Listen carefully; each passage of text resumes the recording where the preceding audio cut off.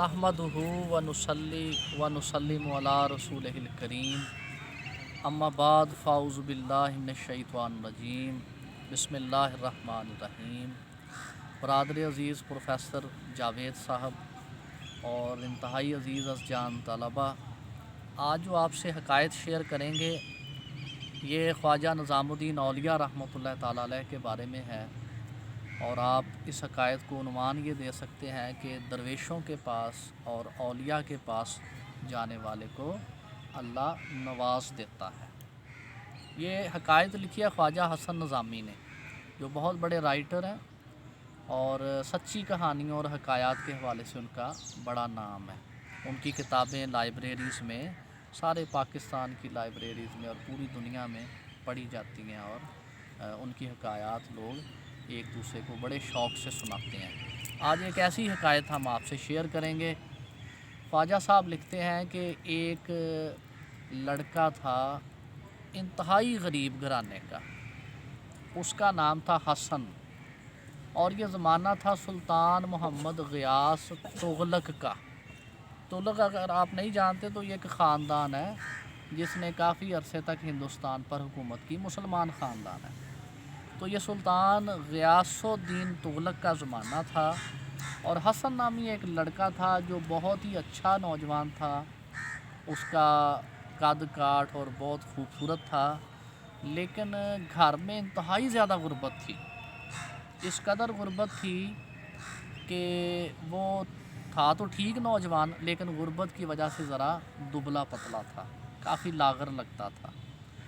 तो कहते हैं कि हसन की एक बूढ़ी माँ थी और उसकी एक बहन थी जो बेचारी नाबीना थी। और एक दफ़ा ऐसे हुआ कि हसन को और उसकी वालिदा को और उसकी माँ को खाने के लिए कुछ भी नहीं मिल रहा था, क्योंकि हसन के पास कोई नौकरी नहीं थी, ना उनके पास कोई ज़मीन थी कि वो ज़मीन को काश्त करते और कोई अपनी रोज़ी रोटी का बंदोबस्त करते। तो हसन की वालिदा और हसन और बहन तीनों फाके से थे कि रात हसन की बहन का इंतकाल हो गया, नाबीना बहन की डेथ हो गई। और ये इतना ख़ुददार ख़ानदान था कि बावजूद गुर्बत के, बावजूद फाकों के, वो किसी से सवाल नहीं करते। यानी ख़ुददारी का आलम देखें।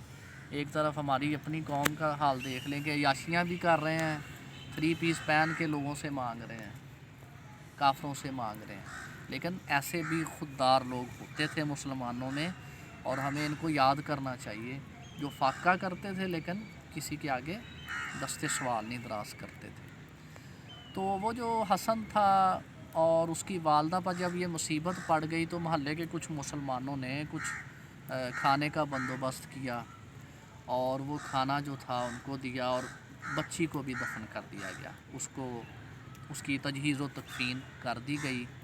चंद दिन हसन और उसकी वालदा का बड़ा अच्छा गुजारा हो गया, लेकिन उसके बाद फिर वही मसला, वही गुर्बत, वही फाके।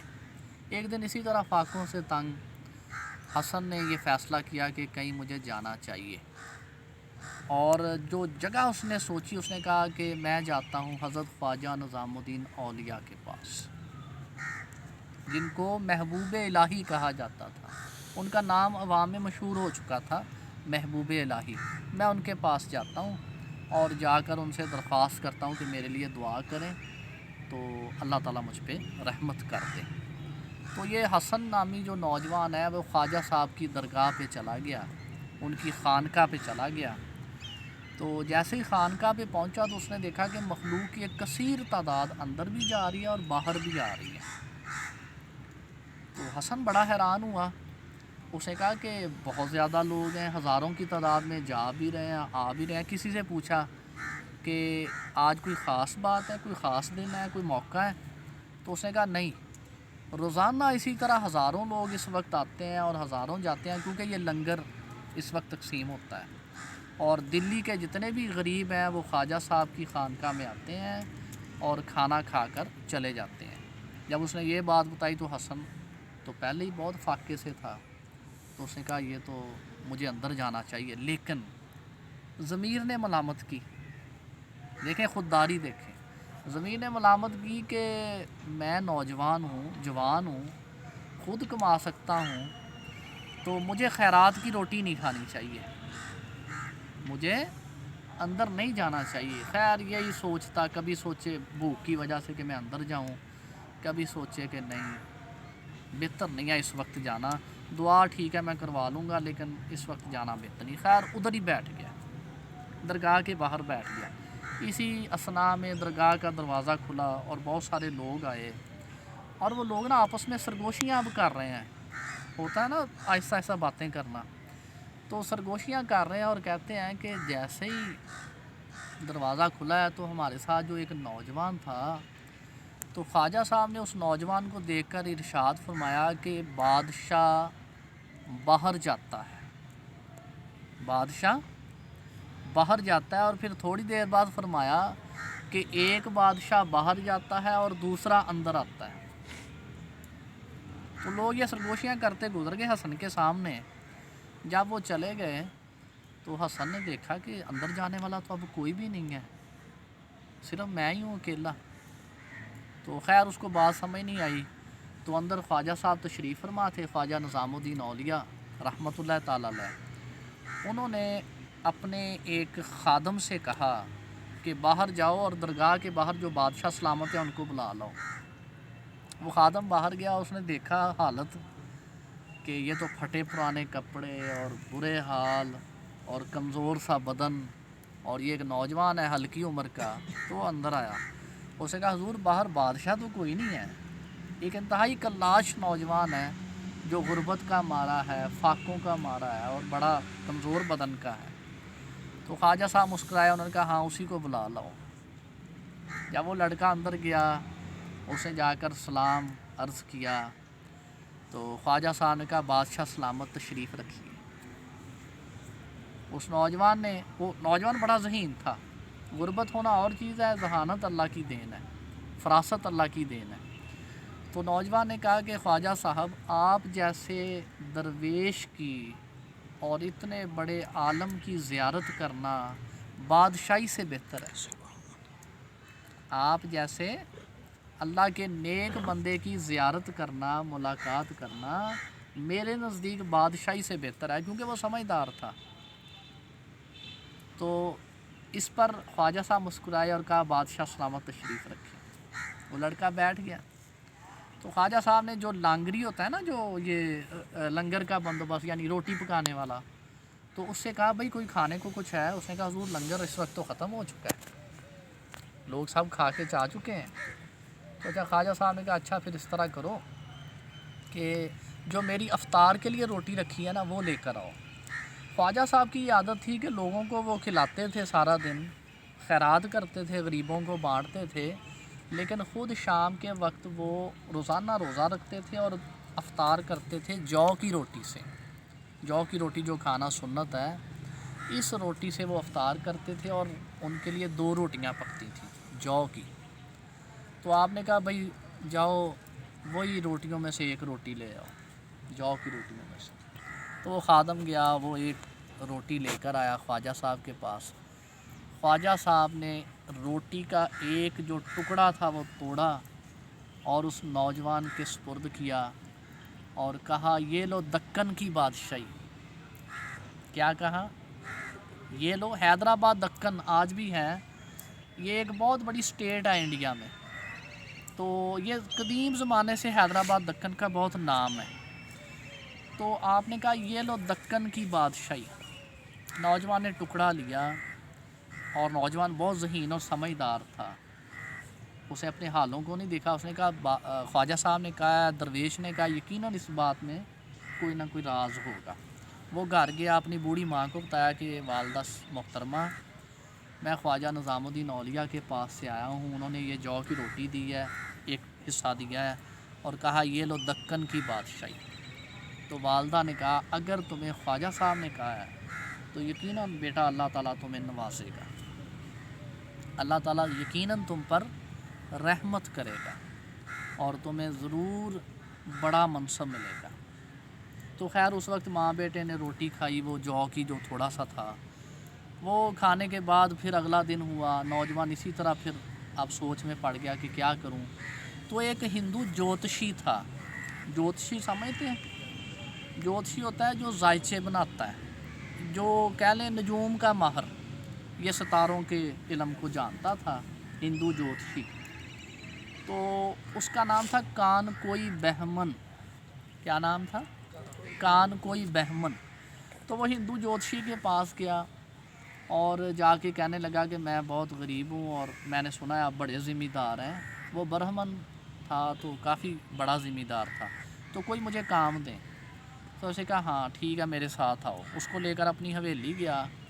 उसे कहा मेरी फ़लाँ जो ज़मीन है ना वो काबिल काश्त है, उस ज़मीन पर जाओ और जाकर तुमने ये लो एक बैल, और ये पुराने ज़माने की बात है, तो ये लो एक हल, तुमने वहाँ काश्तकारी करनी है, जो मैं कहूँ वो उगाना है, और तुम्हारी रोटी और तुम्हारा दीगर जो अखराजात हैं वो मेरे ज़िम्मे। तो हिंदू ने उसको, वो जो था वो ज्योतिषी कान कोई बहमन, उसने ये उसको काम दे दिया। वो लड़का बड़ा खुश हुआ कि चलो कोई ज़रिया बन गया। वो गया, एक दिन उसने हल चलाया बड़ी मेहनत से। दूसरे दिन वो हल चला रहा था सुबह के वक्त कि अचानक उसका हल ना किसी चीज़ से टकराया। जब उसने उस जगह को खोद के देखा तो उसको एक बहुत बड़ी देग मिली। उस देग में बहुत ज़्यादा सोने की अशरफियाँ थी।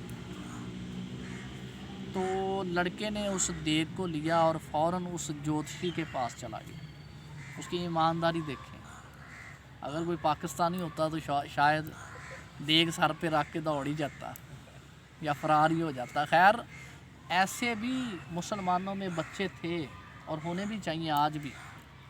ज़रूरी नहीं कि हर एक करप्शन ही करे, मुसलमानों में बड़े बड़े अच्छे लोग थे। तो वो जो हसन नामी नौजवान था, बावजूद इसके कि गरीब था, कल्लाश था, उसने देग पूरी उठाई अशरफियों की और सीधा सीधा हिंदू ज्योतिषी के पास चला गया। जब हिंदू ज्योतिषी के पास गया तो ज्योतिषी कभी देग को देखे, कभी उस लड़के को देखे, हैरान। उसने कहा कि इतना कल्लाश और इतना मुफलिस नौजवान जिसको रोटी नहीं मिल रही और रोटी के हाथों मजबूर होकर मेरे पास आया नौकरी के लिए, इतना बड़ा ख़जाना मिल जाने के बावजूद उसने ख़यानत नहीं की बल्कि मेरे पास आ गया। यकीनन ये बहुत ही ईमानदार शख्स है और बहुत ही अच्छा ये लड़का है। तो हिंदू ज्योतिषी जो था ना, सुल्तान गियासुद्दीन, जिसका शुरू में बताया गया उसका ज़माना था। हिंदू ज्योतिषी अपने इल्म नजूम की वजह से सुल्तान गियासुद्दीन के बड़े बेटे का उस्ताद था। उसके साथ उसका ख़ास एक ताल्लुक़ था, उसके पास जाता था। तो अगले दिन जब वो हिंदू ज्योतिषी गया ना, तो उसने हसन की तारीफ़ की। उसने कहा मेरा जो नौजवान है ना, एक मुलाज़म, बड़ा ही ईमानदार है, उसने कल कमाल कर दिया, बावजूद इसके कि गरीब है लेकिन फिर भी ख़जाना निकला तो उसने मुझे दिया। तो वो जो गियासुद्दीन का बड़ा बेटा था उसका नाम था सुल्तान मोहम्मद। तो सुल्तान मोहम्मद भी बड़ा मुतासिर हुआ। उसने कहा बहमन इस तरह करो, वो जो लड़का है ना वो मेरे सुपुर्द कर दो, मैं उसे अपने ख़ास जो उमरा हैं, मुसाहिबीन हैं, उनमें शामिल कर लेता हूँ। तो सुल्तान जो मोहम्मद था उसने मोहम्मद हसन को, उस नौजवान को अपने यहाँ उमरा में से एक अमीर मुकर्रर कर लिया, अपना मुसाहिब ख़ास बना लिया। जब ये उसको ओहदा मिला ना, तो वो जो हिंदू ज्योतिषी था, हिंदू ज्योतिषी ने उसका जायचा बनाया। जायचा समझते हैं वो सितारों के हिसाब से जो इल्म है, उसने जायचा बनाया। उसने कहा हसन, मेरा जो इल्म है ना वो मुझे ये बता रहा है कि अन करीब तुम किसी मुल्क के बादशाह बन जाओ। वो वक्त करीब है जब तुम किसी मुल्क के बादशाह बनोगे, तो एक वादा करो मुझसे। उसने कहा जी क्या वादा? उसने कहा वादा ये है कि तुम मुझे भी याद रखोगे, मेरा नाम भी ज़िंदा रखोगे। तो हसन ने कहा अगर अल्लाह ने मुझे ये मौका दिया, अगर मैं बादशाह बना तो मैं ज़रूर ये वादा निभाऊंगा। तो खैर ये सिलसिला चलता रहा। हसन की फ़रासत और उसकी जो अक्लमंदी थी उसकी वजह से सुल्तान मोहम्मद भी उससे बड़ा मुतासर था। एक दिन इत्फाक से ये हुआ, जो बादशाह था उस दौर का, उस लड़के का जो था वो बाप, وہ اپنے جو چھوٹا ولی عہد تھا اس کے ساتھ ہی ایک چھت تلے دب کے ہلاک ہو گیا، چھت اوپر گر گئی اور اس کی ڈیتھ ہو گئی۔ سلطان غیاث الدین تغلق کی ڈیتھ ہو گئی۔ جب اس کی ڈیتھ ہو گئی تو ظاہر ہے بڑے بیٹے کو، جس کا نام سلطان محمد تھا، وہ بنا دیا گیا بادشاہ۔ اور خاص بات یہ ہے کہ یہ وہی لڑکا تھا جو اس دن خواجہ صاحب کی درگاہ میں گیا تھا اندر، تو یہ گیا تھا فقیری بیس میں روپ بدل کے، تو اوروں کو دھوکہ دیا جا سکتا ہے لیکن سچے درویش کی نشانی یہ ہے، ولی کی نشانی یہ ہے، آپ کو اس کو دھوکہ نہیں دے سکتے، آپ ہرگز اس کو چیٹ نہیں کر سکتے، اس کو پتہ ہوتا ہے۔ تو یہ جو بادشاہ کا بیٹا تھا نا سلطان محمد، وہ اس روز جس دن حسن بھی گیا تھا اتفاق سے، اس روز یہ فقیر بن کے، ایسے ہی غریب بن کے درگاہ کے اندر گیا تھا کہ دیکھوں خواجہ صاحب کا لنگر کا کیا سسٹم ہے۔ تو جب جیسے ہی باہر نکلا تو خواجہ صاحب نے کہا کہ بادشاہ باہر جاتا ہے، اور پھر فرمایا تھا ایک بادشاہ باہر جاتا ہے اور دوسرا اندر آتا ہے۔ تو حسن اندر گیا تھا، پھر وہ جو سرگوشیاں لوگ کر رہے تھے، تو خیر یہ بادشاہ بن گیا، لیکن اس نے لوگوں پہ ظلم کیا، یہ کوئی اچھا بادشاہ نہیں بنا، اسے لوگوں پہ ظلم شروع کر دیا، اور حسن کو اس نے دکن بھیج دیا۔ دکن میں لوگ اس کے خلاف ہو گئے۔ دکن اس وقت بہت بڑی ریاست تھی، بہت پاورفل اسٹیٹ تھی، تو سلطان محمد کے ظلم و ستم کی وجہ سے لوگ اس سے تنگ ہو گئے، اور جو اس کے انڈر تھے نا، امراء کہہ لیں ان کو، گورنر کہہ لیں، امراء تھے، انہوں نے بغاوت کر دی۔ بغاوت کر کے نا انہوں نے اپنا ایک لیڈر بنایا، انہوں نے کہا اس سے پہلے کہ بغاوت کریں ہمارا کوئی لیڈر ہونا چاہیے۔ لیڈر بنایا انہوں نے اسماعیل نامی ایک شخص کو، اسماعیل کو لیڈر بنایا، اور اس کے ساتھ پھر سلطان محمد خود دلی سے گیا اس کے ساتھ لڑائی کرنے کے لیے، اور اس کو شکست ہوئی اسماعیل نامی شخص کو۔ لیکن تغلق کو، وہ سلطان کو پتہ چلا کہ دلی میں بھی بغاوت ہو گئی ہے، تو یہ خبر سن کے وہ فوراً واپس دلی گیا۔ یہ لوگ دوبارہ اکٹھے ہوئے، انہوں نے اپنے آپ کو منظم کیا۔ اسماعیل نے اپنا نام رکھا ناصر الدین، تو ناصر الدین نے تمام امراء کے ساتھ مل کر ارد گرد کے تمام علاقوں پر قبضہ کر لیا، دکن سمیت بہت بڑی اپنی نا ایک علیحدہ اسٹیٹ بنا لی، علیحدہ حکومت قائم کر لی، اور دلی کے تخت سے اپنا کنیکشن توڑ دیا، اور کہا کہ میں بھی بادشاہ ہوں اس علاقے کا۔ وہ بادشاہ بن گیا، تو ایک دن اس اپنے سارے خدام کو بلایا، اپنے جو خاص اس کے امراء تھے ان کو بلایا، اور کہنے لگا کہ سچ یہ ہے کہ یہ جو فتوحات ہوئی ہیں نا جتنی بھی، یہ میرا کریڈٹ نہیں ہے۔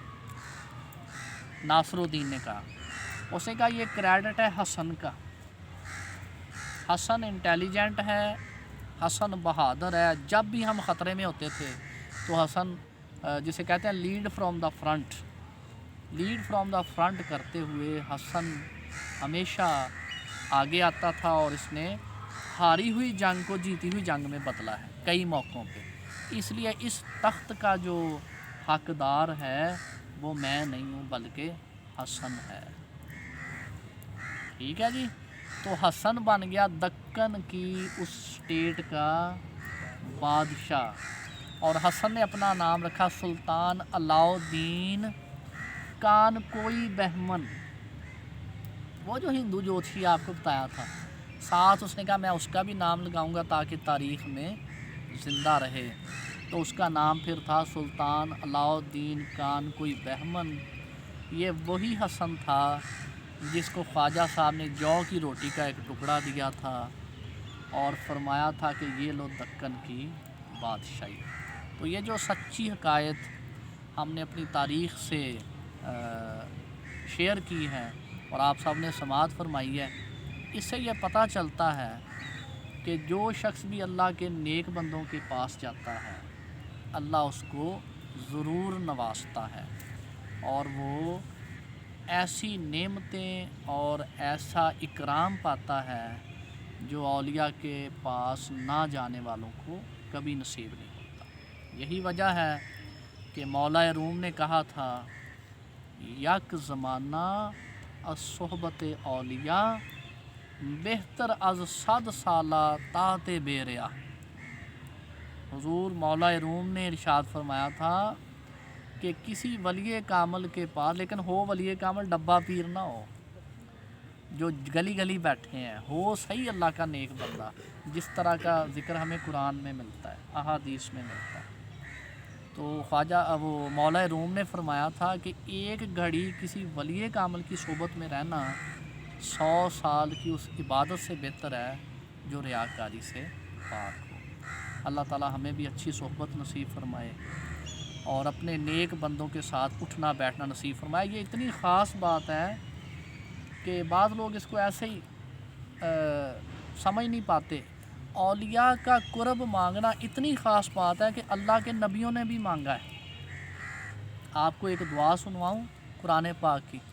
حضرت یوسف علیہ السلام جو انبیاء میں بھی ایک خاص مقام رکھتے ہیں اور حسن میں جن کا کوئی ثانی نہیں ہے، وہ اللہ سے پتہ کیا دعا کرتے تھے؟ وہ کہتے تھے انت ولیہ فی الدنیا والآخرہ توفانی مسلما و الحقنی بالصالحین۔ اے اللہ، دنیا و آخرت میں تو ہی میرا کارساز ہے، تو جب تو آخرت میں مجھے اٹھانا تو اپنے نیک بندوں کے ساتھ اٹھانا۔ صالحین کی سنگت، صالحین کا قرب خود اللہ کے پاک پیغمبروں نے مانگا۔ تو اتنی خاص بات ہے۔ اللہ تعالی ہم سب کو اپنے نیک بندوں کی صحبت نصیب فرمائے اور ہمیشہ بری صحبت سے بچائے۔ وما علینا الا البلاغ المبین۔ والسلام۔